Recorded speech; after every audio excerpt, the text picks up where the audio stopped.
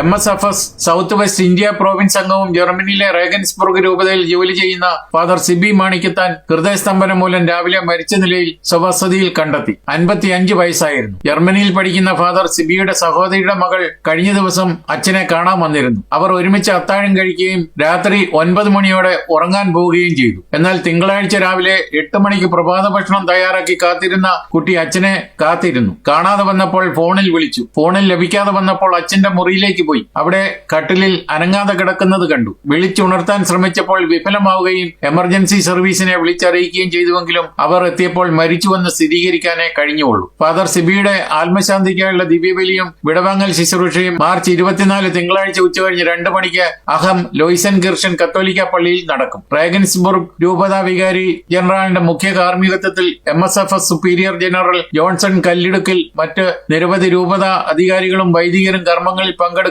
Father Binoy Joseph MSFS coordinator അറിയിച്ചു. സംസ്കാരം Kottayam Ettumanoor MSFS സെമിനാരിയിൽ പിന്നീട് നടക്കും. എറണാകുളം അങ്കമാലി അതിരൂപതയിലെ മങ്കുഴി ഹോളി ഫാമിലി ഇടവകമാണ് Father Siby. 1997 May 15 Father Siby പുരോഹിതനായി അഭിഷിക്തനായത്. പൗരോഹിത്യ ജീവിതത്തിന്റെ സിൽവർ ജൂബിലിയും ആഘോഷിച്ചിരുന്നു. പരേതനായ മാണിക്കത്താൻ ജോസഫിന്റെയും മേലിയുടെയും മകനാണ് ഫാദർ സിബി. സിബി അച്ഛന്റെ മൂത്ത സഹോദരി സിസ്റ്റർ അനീറ്റ ബെനഡിക്ടൈൻ സന്യാസിനി സഭാംഗമാണ്. കൂടാതെ 2 സഹോദരിമാരും ഇളയ ഒരു സഹോദരനുമുണ്ട് അച്ഛന്.